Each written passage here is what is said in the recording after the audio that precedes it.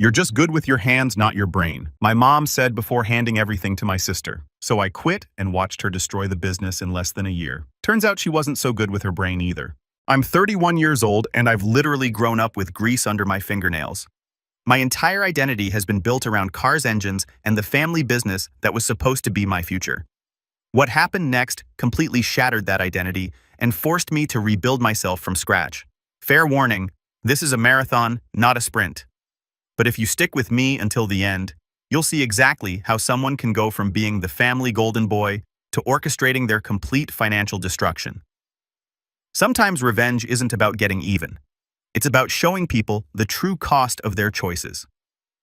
My story begins at Thunder Automotive, the custom car shop my grandfather started in 1987. This isn't your typical oil change garage. We're talking full-service performance builds race cars, engine swaps, and custom fabrication that makes cars faster, louder, and more beautiful. Growing up, that shop was my real home. From the time I could walk, Dad had me there every weekend. Learning the difference between socket and combination wrenches, reading engine codes, and understanding why certain metals work for specific applications. While other kids watched cartoons, I learned to diagnose problems by listening to an engine idle and properly torque bolts. By 12, I could diagnose engine problems faster than mechanics with decades of experience. By 16, I was doing complete engine rebuilds that would make grown men weep with joy. This wasn't child labor. I genuinely loved every minute.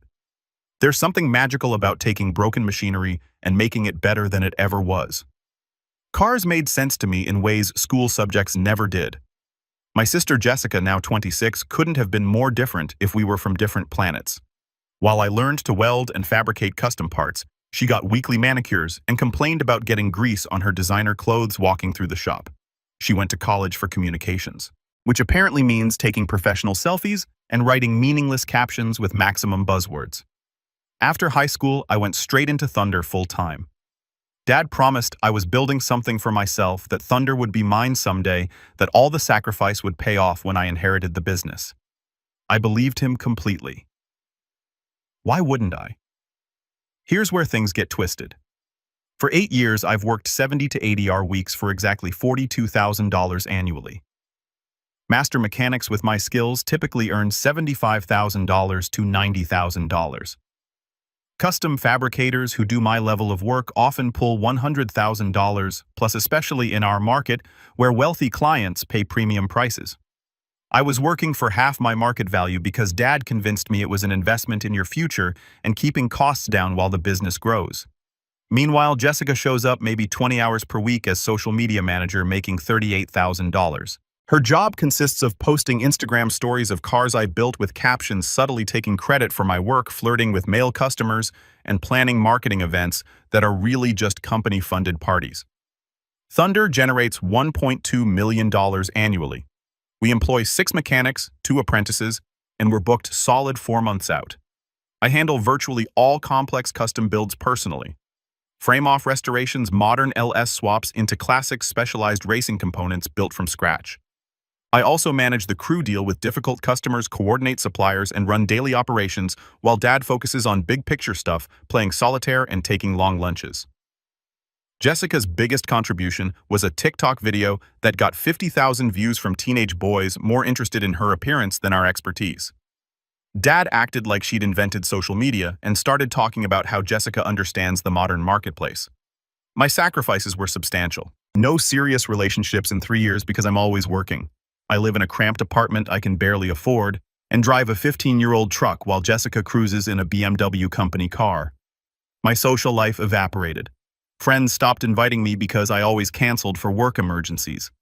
The breaking point came last Christmas with our biggest contract ever. 3 custom street rods for a tech entrepreneur, a 6-figure project that would establish Thunder's reputation at a new level. I spent 3 solid months designing everything from scratch, working every weekend, sleeping at the shop more than home. Jessica's contribution was posting behind-the-scenes videos, posing next to my work with captions like, "Another masterpiece from the Thunder team. So proud of what we accomplished." Teamwork. She spent maybe 10 minutes total looking at the cars. When the client picked up his completed vehicles, he was blown away. He spent an hour praising the craftsmanship and handed Dad an additional $15,000 cash tip saying it was deserved for work exceeding every expectation. Dad pocketed that tip without mentioning it to me. That evening, he took Jessica to celebrate at the city's most expensive steakhouse. I found out from Jessica's Instagram story, champagne and lobster photos captioned, "Celebrating another successful Thunder project." Blessed Archer's hard work pays off. I should have seen the writing on the wall then, but apparently I've always been slow at reading people's true intentions. The moment that changed the entire trajectory of my life happened 3 months ago on what seemed like a completely ordinary Tuesday evening. I was staying late at the shop to finish installing a turbocharger system on a customer's Mustang GT. One of those jobs that should take 6 hours, but always ends up taking 8 because you discover 3 other problems that need fixing along the way. Around 9 p.m., I realized I needed the shop's current insurance policy number to complete some paperwork for the customer. All of our important documents are kept in a filing cabinet in Dad's office, which is usually locked up tight after business hours. But that particular evening, Dad had forgotten to lock it when he left for the day. I went into his office and started digging through the filing cabinet looking for the folder marked insurance policies. Dad's organizational system has always been questionable at best, so I was shuffling through dozens of randomly ordered folders when I spotted something that made my blood run cold. There was a manila folder marked Succession Planning Confidential tucked between some old tax documents. The moment I saw those words, my heart started pounding so hard I could hear it in my ears. You know that feeling when you discover something you absolutely weren't supposed to see, but you can't stop yourself from looking? That moment when curiosity and dread are fighting for control of your brain? That was exactly the situation. My hands were literally shaking as I opened the folder. Inside was a complete legal document outlining the future ownership transfer of Thunder Automotive. According to the paperwork effective on Dad's 60th birthday next year, 100% ownership of the business would transfer to Jessica. Not shared ownership between the 2 kids, not a partnership arrangement, not even a controlling interest with minority shares for me. Everything, the shop, the equipment, the customer relationships, the reputation, I'd spent 8 years building, all of it would belong to Jessica. But that wasn't even the worst part. As I kept reading through the documents, I found email chains between Dad and his attorney going back 6 months. The discussions weren't just about transferring ownership, they were about what to do with me afterward. There were detailed conversations about ensuring Jessica's financial security and multiple references to how Tyler will land on his feet. He's got the skills to start his own place somewhere else. The most devastating section was titled Employee Transition Plan, which was essentially a roadmap for my termination. According to their timeline, I would be fired approximately 6 months after Jessica officially took ownership. The stated reasoning was that I would be too expensive to maintain on staff, and that Jessica would need to establish her own management style without interference from previous leadership. They weren't just planning to cut me out of ownership, they were planning to remove me from the business entirely once Jessica was established as the owner. The business that I had literally built with my own hands, the reputation that existed primarily because of my work and expertise, the customer relationships that I had developed and maintained. All of it was going to be taken away from me and handed to someone who couldn't change her own oil. I sat in that office chair reading and rereading those documents until almost 3 a.m., trying to process the magnitude of the betrayal. 8 years of my adult life, every weekend I'd worked instead of having a social life. Every relationship I'd neglected because Thunder came first. Every dollar I'd sacrificed in below-market wages because I thought I was building equity in my future. Every late night, every missed holiday, every time I'd put the business ahead of my own needs and wants, it was all for nothing. Worse than nothing, actually, because they had actively planned to discard me once I was no longer useful to their plans. The betrayal cut deeper than anything I'd ever experienced, because it wasn't just about money or business ownership, they were stealing my identity. For my entire adult life, I had been Tyler from Thunder Automotive. Every major custom build that had established our reputation in the past 5 years was my design, my fabrication, my problem-solving, my blood and sweat and expertise. The business existed at its current level of success, primarily because of work that I had done, relationships that I had built, and a reputation that I had earned through consistent excellence. I took photos of every single document with my phone, making sure to capture all the email chains and legal paperwork. Then I carefully put everything back exactly where I'd found it and locked the filing cabinet. The drive home was surreal. I felt like I was moving through a dream, or maybe a nightmare. Everything looked the same as it had that morning, but my entire reality had shifted completely. I didn't sleep for the next 2 days. Every time I closed my eyes, I saw those documents. Every time I tried to eat, I felt sick. Every time my phone rang with a work call, I wanted to throw the device across the room. The worst part was having to go into work and act normal, knowing what I knew, pretending everything was fine while making plans that would ultimately benefit the person who was planning to destroy my life. I spent an entire week in a fog of anger and disbelief, debating whether to confront them immediately or plan my response. Part of me hoped there was some reasonable explanation, but deep down, I knew better. The email chains were too detailed, the timeline too specific. I decided to confront them at our monthly family dinner. First Sunday of every month at my parents' house for Mom's pot roast and quality family bonding time. I had printed copies of the most damning documents folded in my jacket pocket, practically burning against my chest. Dinner conversation was painfully normal. Dad talked about some vintage Camaro he was considering at auction. Jessica showed off photos from her latest business trip to Miami, obviously a company-funded vacation, and Mom discussed their upcoming Caribbean cruise for Dad's birthday. Meanwhile, I sat there knowing they were planning to completely upend my life in 9 months. After Mom served her homemade apple pie, I pulled out the documents and spread them across the dining room table.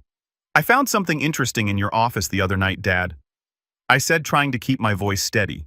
The atmosphere changed instantly. Dad went white. Mom gasped and nearly dropped her coffee. And Jessica got this calculating expression. Not surprised, but like she was figuring out how much I knew. "What were you doing in my office?" Dad asked defensively, avoiding the actual content. "I needed the Morrison insurance policy number, but I found this instead." I gestured to the succession planning documents. "Care to explain why I'm learning about your retirement and ownership transfer from confidential legal documents?" Deafening silence. Mom started crying quietly. Dad refused eye contact, and Jessica actually rolled her eyes like this was somehow inconvenient for her. "Look, Tyler," Dad finally said. "This is just business, nothing personal. Jessica needs financial security more than you do. You've got skills to start your own shop." "Skills I learned here," I replied. "Building a business you're handing to someone who doesn't know the difference between a carburetor and a catalytic converter." "I know more about this business than you think," Jessica snapped. "I understand customer relations, marketing, business development. You just work on the mechanical stuff. Just the mechanical stuff. 8 years of building their reputation, and I just work on the mechanical stuff." Customer relations. I laughed bitterly. Like when you told Mrs. Henderson her Corvette would be done in 2 weeks when you knew it would take 6. I dealt with her calling daily for a month, screaming about broken promises. "That's not my fault you guys work so slowly." Jessica shrugged. That broke something inside me. "I work slowly, Jessica. I've personally designed and built 80% of every custom project this shop has completed in 5 years. You couldn't build a go-kart if your life depended on it."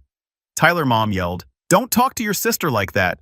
My sister, who's inheriting everything I built while planning to fire me 6 months later. The dead silence told me everything. They all knew about the termination plan. "It's not personal," Dad said quietly. "Jessica needs to run things her way. Having you there might be confusing." Confusing, my presence would be confusing to the new owner. I stood up, looking at each of them carefully, knowing this would be the last time we'd all be in the same room as a family. "You know what's actually confusing? How you can sit here pretending this is business strategy when you're literally stealing 8 years of my life's work." "We're not stealing anything," Jessica said coldly.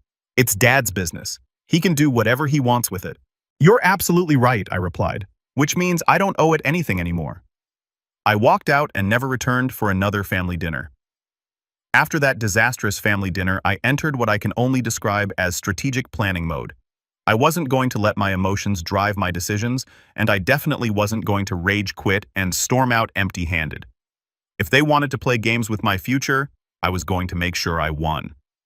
For the next 4 weeks, I maintained a completely normal facade at work while systematically preparing for my departure. Every morning I showed up on time, worked on customer projects with my usual level of dedication and expertise, and acted like nothing had changed. But every evening after the shop closed, I stayed late to document everything I'd contributed to the business over the years. I photographed every custom build I designed and fabricated saving detailed images of the before, during, and after stages. I copied every customer testimonial that specifically mentioned my work or expertise. I documented every process improvement I'd implemented, every supplier relationship I'd developed, every innovation I'd brought to the shop's operations. I created a comprehensive portfolio that demonstrated exactly how much of Thunder's success was directly attributable to my skills and efforts. I also started reaching out to our network of suppliers and subcontractors, the relationships I'd built over years of working together on complex projects. These weren't just business contacts. Many of these guys had become genuine friends who respected my work and trusted my expertise. When I casually mentioned that I might be considering starting my own shop in the future, the response was overwhelmingly positive and supportive. "Tyler, if you go out on your own, you'll have my business immediately," said our engine builder. "You're the only person at Thunder who actually understands what we do here, and you always know exactly what you want when you place an order." Our paint and body subcontractor had a similar response. "Man, I've been waiting for you to start your own place. Working with you is always smooth and professional. Some of the other guys at Thunder, not so much." But my real ace in the hole was Marcus Webb, who owns Web Performance about 30 meters south of us. Marcus runs Thunder's biggest competitor in the region, and we'd worked together on several projects over the years when clients needed services that neither shop could handle alone. Marcus had been trying to recruit me for years regularly, telling me that I was wasting my talents working for someone else. I met Marcus for lunch on a Thursday afternoon and laid out the entire situation for him. I told him about the succession plan, the planned termination, everything. His reaction was immediate and intense. "Jesus Christ, Tyler, after everything you've built there. That's messed up even by family business standards. I need options, Marcus. If I'm getting thrown out anyway, I want to land somewhere good. Forget landing somewhere good. How about we make sure you land on top? I've got a proposition for you." Marcus had been planning to expand Web Performance into high-end custom fabrication for years, but he lacked the specific expertise and reputation needed to compete at that level. He offered me a partnership arrangement, 40% ownership of a new division called Web Custom Works, plus an $85,000 annual salary to start with performance bonuses tied to the division's growth. "I'll do you one better," he continued. "I'll hold off on announcing the new division for a couple of months. When you're ready to make your move, we'll launch with a comprehensive marketing campaign highlighting your experience and showcasing your previous work. Your reputation will follow you, and their best clients will follow your reputation." It was perfect. Not only would I land on my feet financially, but I'd be taking a significant chunk of Thunder's most profitable business with me. The high-end custom clients who specifically sought out my expertise would have every reason to follow me to Web Custom Works. I also reached out to Jake Morrison, the tech entrepreneur whose 3 street rods I'd built the previous year.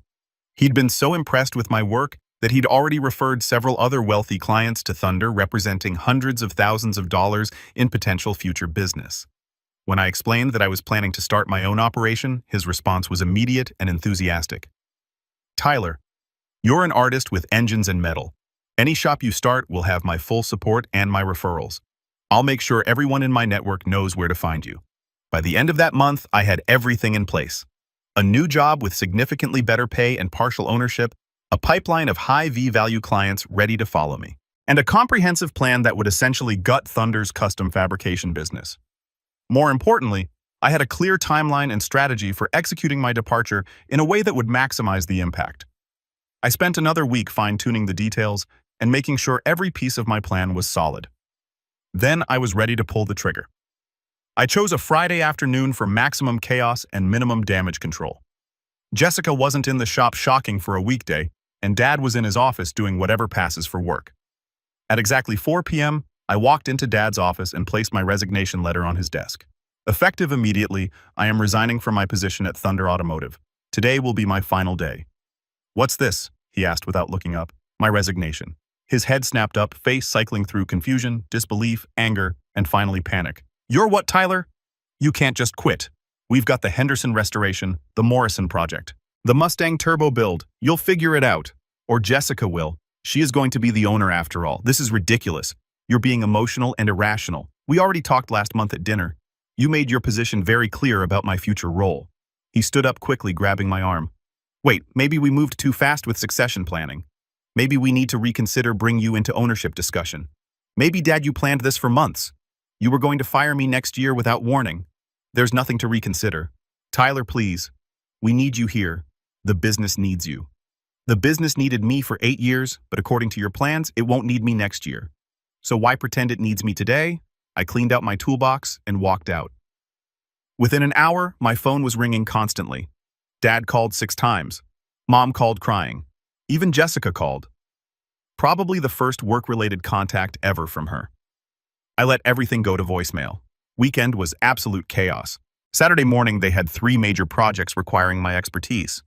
And suddenly nobody could handle complex fabrication work. Dad tried getting other mechanics to cover, but they were parts installers, not custom fabricators. Carlos called Saturday evening. Dude, it's chaos. Your dad spent all day rescheduling appointments explaining to customers why their cars won't be ready. Jessica showed up for an hour, took selfies, then left when she realized there was actual work. Monday morning, Dad appeared at my apartment at 6 a.m. looking like he hadn't slept. You've made your point. Come back and we'll figure this out together. Figure what out? You've already decided the company's future. We can change the succession plan, make you a partner. Maybe 50-50 ownership with Jessica. Now you want to make me a partner after I quit. After your golden child proved she can't handle one day without me. She's learning. She needs time and experience. Time to learn what? The difference between a wrench and screwdriver.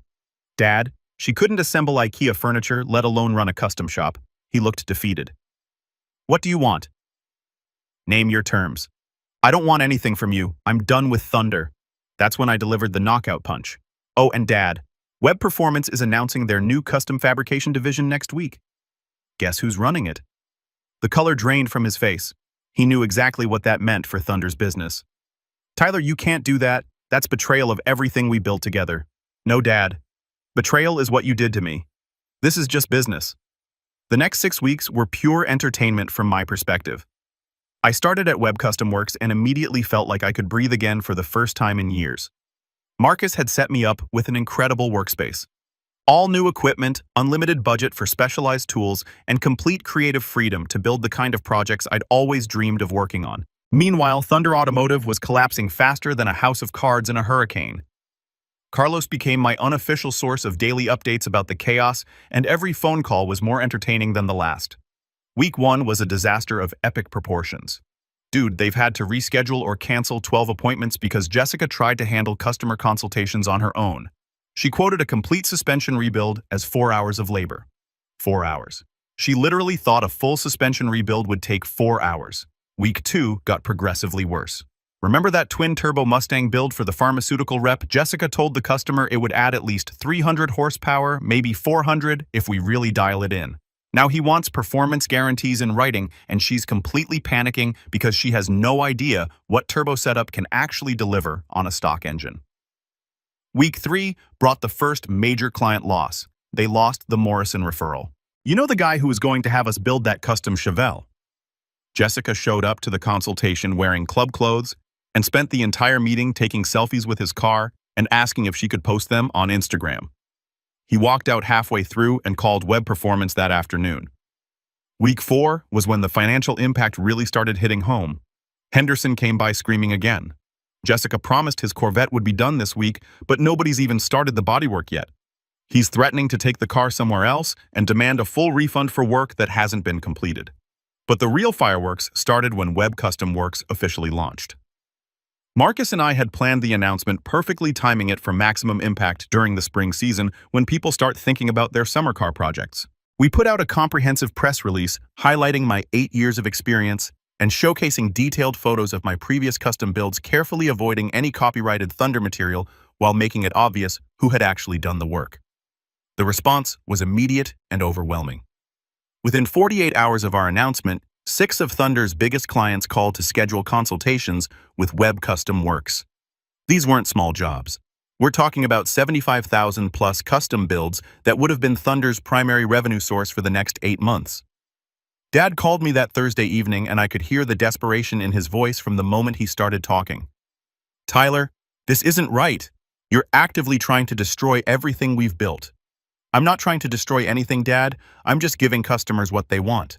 Quality work from someone who actually knows what he's doing. These were our clients first. We've had relationships with some of these people for years. Had relationships. Past tense, because when Mr. Patterson called Thunder last week asking about his Chevelle project, Jessica told him you guys were too busy for small projects right now, so he called us instead. Funny how customer service works. The silence on his end was deafening. Tyler, we're family. This isn't how family treats each other. You're absolutely right, Dad. Family doesn't secretly plan to fire each other. Family doesn't exclude each other from major life decisions. Family doesn't take credit for each other's work while planning to throw each other away when it's convenient. 2 weeks later, Jessica had her first major catastrophe. She'd convinced some young guy with more money than automotive knowledge to let her project manage a complete LS engine swap into his vintage Camaro. This should have been a straightforward job for someone with actual experience. But Jessica treated it like she was directing a movie instead of managing a complex mechanical project. She decided to live stream the entire build process on Instagram, providing running commentary about how easy engine swaps are and how she was totally in charge of every aspect of the project. The problem was that she kept giving the mechanics incorrect instructions, insisted they use the wrong parts because they looked cooler in the video, and generally turned what should have been a 3-day job into a 2-nightmare of corrections and repairs. The final disaster came when she insisted they paint the engine bay bright pink because it would totally pop on social media and get us tons of viral attention. The customer completely lost his mind when he saw what they'd done to his classic car, threatened to sue for damages, and demanded a full refund plus compensation for the decreased value of his vehicle. Dad had to eat $18,000 in labor and parts cost just to make the situation go away quietly. Carlos called me that evening, barely able to control his laughter. "Dude, she's officially banned from the shop floor now. Your dad literally told her she's not allowed to interact with customers or mechanics anymore. She's confined to social media posting only, and even that has to be approved before it goes live." But the hits just kept coming. 4 more major clients followed the Patterson Chevelle to Web Custom Works. Thunder's revenue dropped by nearly 50% compared to the previous year, and they were losing customers weekly as word spread about their quality and reliability problems. The final nail in Thunder's coffin was coming, and Jessica was going to hammer it in herself. The ultimate destruction of Thunder Automotive came from the most unexpected source possible: Jessica's own desperate attempt to save the business she was about to inherit. As the company continued its death spiral over the following months, she became increasingly frantic about finding a solution that would restore their reputation and bring back the customers they'd lost. Dad was barely speaking to her at this point, spending most of his time locked in his office making frantic phone calls to suppliers and former customers trying to salvage whatever relationships he could. Mom was having what she called stress-induced health issues that required frequent doctor visits and prescription medication. The family was falling apart, and Jessica decided she was going to be the hero who saved everything. Her brilliant plan was to leverage what she saw as her greatest asset, her social media following. She'd managed to build up about 50,000 Instagram followers over the past few years, mostly young men who were more interested in her appearance than her automotive expertise. Jessica convinced herself that this made her a marketing genius who understood the modern marketplace better than anyone else in the family. She spent $25,000 of company money without consulting Dad or getting any kind of approval to hire a Los Angeles-based influencer marketing company that promised to revolutionize Thunder's brand presence and create viral content that would transform the business.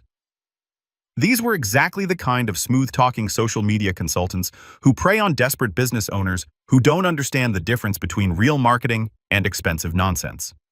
The campaign they created was everything you'd expect from people who had never actually worked on a car in their lives. They rented exotic sports cars that Thunder had never worked on, hired Instagram models to pose in bikinis while holding tools they couldn't identify, and produced this incredibly cringe-worthy video where Jessica pretended to rebuild an engine while wearing designer clothes and full makeup.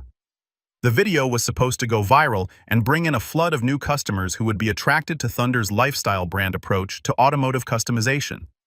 Instead, it got absolutely destroyed by the actual car community.